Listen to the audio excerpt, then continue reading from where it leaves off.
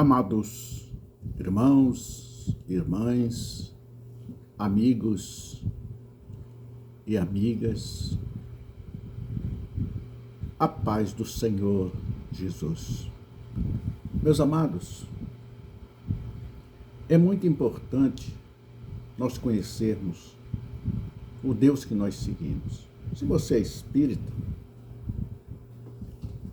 procurem ver em que se baseia, porque tudo tem uma base, tem um princípio, não é? O princípio do espiritismo começou justamente pelas faltas de direitos. Na África, os negros não tinham direitos, só tinham deveres. Ainda hoje é assim. Os brancos lá são os deuses. São os deuses. E quando o nosso país foi descoberto, principalmente quando o imperador veio para o Brasil, fugido lá de Portugal, ele trouxe a religião. Trouxe a religião, antes povoou o país praticamente com corruptos, com ladrões, que os bandidos lá ele trazia para cá, que as penitenciárias lá eram cheias, ele já trazia e soltava aqui. E catequizaram os índios, alguns índios, né? Outros fugiram para mais distante da orla marítima, porque todos viviam aqui na orla marítima, beirando o mar, porque tinha sempre o peixe, além da caça tinha o peixe. Mas eles enveredaram mata dentro e formaram várias tribos, várias nações. E esse deslocamento sempre causa angústia, sofrimento e desequilíbrio emocional. Para que isso volte ao normal, leva muitos anos. Jeremias vivia num lugar onde o seu povo estava sendo ameaçado, né? Muito ameaçado, e ele estava angustiado. E ele, no capítulo 9, no versículo 15, ele entra numa depressão, aliás, diga-se de passagem, depressão. E ele, angustiado, diz assim: portanto, assim diz o Senhor dos Exércitos, o Deus de Israel: eis que darei de comer a losna a este povo, e lhe darei a beber água de fel. Losna, planta que em hebraico se chama laaná, e em grego epsintos, em português absinto, né? Uma planta, não é? No Antigo Testamento e no Novo Testamento, esta planta está em Apocalipse. E ele nos diz: trago à memória o que lhe dá esperança.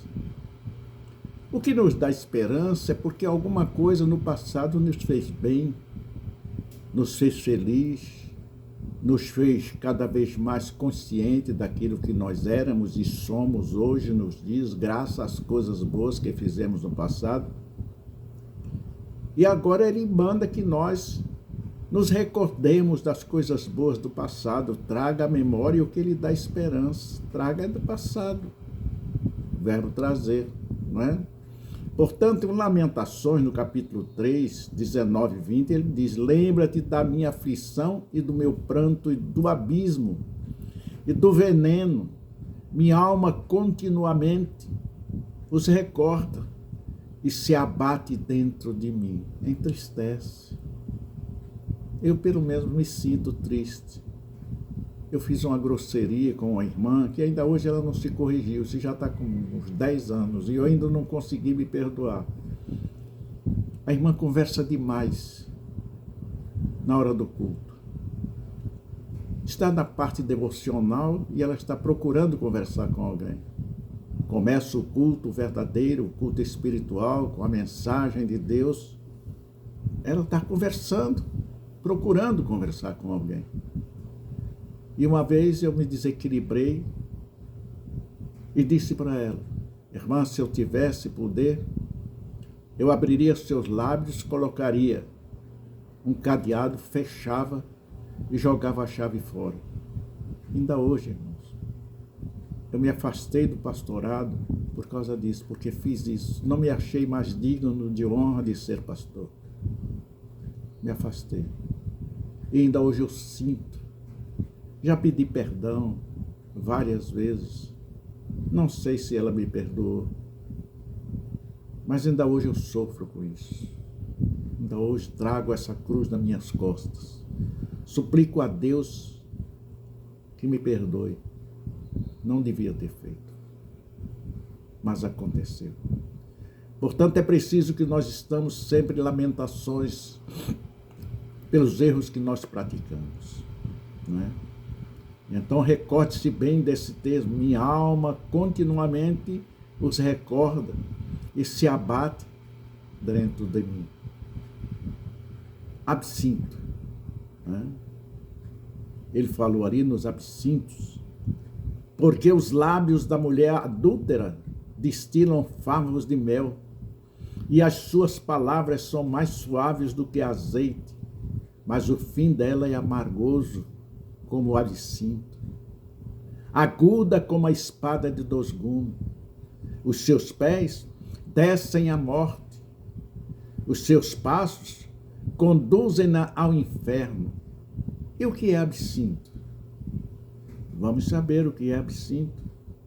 E o terceiro anjo tocou a sua trombeta e caiu do céu uma grande estrela, ardendo como uma tocha, e caiu na terça parte dos rios e nas fontes das águas. E o nome da estrela era Absinto, e a terça parte das águas tornou-se em absinto, e muitos homens morreram das águas porque se tornaram amargas. Então, uma estrela, né? Está bem claro aqui que o absinto, em Apocalipse, no capítulo 8, no versículo 11, ele nos diz: absinto indica uma substância amarga e venenosa. Em Jeremias 9, 15 também reforça, e Amós 5, 7. O livro de Lamentações, meus amados irmãos, foi escrito em um período em que Jerusalém tinha sido assolada, absolutamente destruída pelo rei Nabucodonosor, isso em 586 a.C. Quando lemos esse capítulo 3, que eu gostaria que os irmãos, os amigos que ouvem este estudo, esta mensagem, lessem. Nós podemos, nesse capítulo 3, observar que o autor narra as suas tristezas, a realidade cruel e o desespero que ele sente por aquele povo que estavam vivenciando tudo aquilo. E vale também lembrar que eles estavam em uma aliança diferente da que hoje nós estamos inseridos. Pois a nossa aliança tem um ponto de partida, tem uma janela de saída, tem uma larga e espaçosa porta em que nós podemos, em poucos segundos, com uma palavra, com um gesto, nos sairmos das trevas e entrarmos na luz de Cristo. Senhor Deus, te suplico o meu perdão, aceita-me como teu servo, humilde, e ele irá te dizer: toma a tua cruz e estende-te a mão e te puxa, porque ainda, graças a esse Deus Todo-Poderoso, nós estamos pela graça salvadora de Jesus Cristo. Todos nós fomos como vocês, que ainda não estão inseridos no livro de Cristo, no livro da vida. A antiga aliança, meu amado, a antiga aliança era uma sombra da nova. O caráter de Deus ainda não tinha sido revelado através da pessoa de Jesus Cristo. Por isso nós vemos em várias passagens da Bíblia, principalmente no Antigo Testamento, vemos Deus ser culpado por acontecimentos que, na verdade, não é, são consequências da desobediência de um determinado povo ou da atitude errada de algumas pessoas em particular. E nós estamos vendo isso nos nossos dias. E ele nos desperta e nos diz, já no Novo Testamento: desperta tu que dormes, levanta-te dentre os mortos e Cristo te iluminará. No fim dos tempos tereis aflições. Vocês verão pai matando filhos, filhos matando pai, pastores, irmãos que dizem Senhor, Senhor, e ele irá dizer: não os conheço, nunca os vi, mas eu salvei, pregando. Na minha salvação na minha pregação muitos foram salvos. Profetizei e se concretizou. O que concretizaste, o que profetizaste, foi coisas mundanas, coisas terrenas que Satanás pode fazer e não espiritual. O caminho de tu dizeres eu sou do outro lado, eu sou da esquerda, está te levando para as profundezas dos infernos. No caso de Jerusalém, o Senhor já havia alertado o seu povo, aquele povo, sobre os pecados, mas o povo não se arrependeu. Ao longo do tempo, sofrendo assim as consequências, ainda hoje sofrendo da sua obediência, porque ainda hoje muitos deles não conseguiram ver a luz do Senhor Jesus Cristo como seu único e suficiente Salvador. Eles ainda vivem pela lei, Moisés, e a lei já foi cumprida ali na cruz do Calvário, com aquele sangue derramado. Hoje nós temos uma nova aliança. A Bíblia nos mostra, no Novo Testamento, essa nova aliança.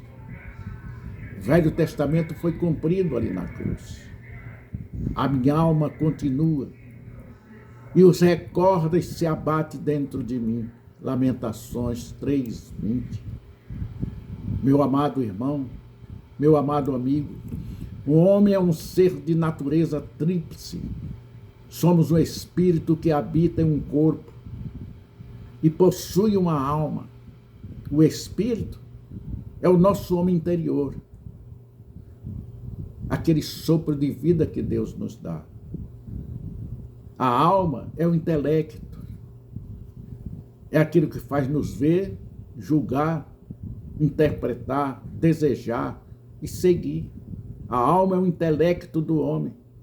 É onde estão os sentimentos e pensamentos humanos. Já foi um estudo sobre isso. Nós vemos pelo id, levamos para o ego, e nos superegos nós fazemos um arquivamento daquilo que é bom para nós e do que é ruim.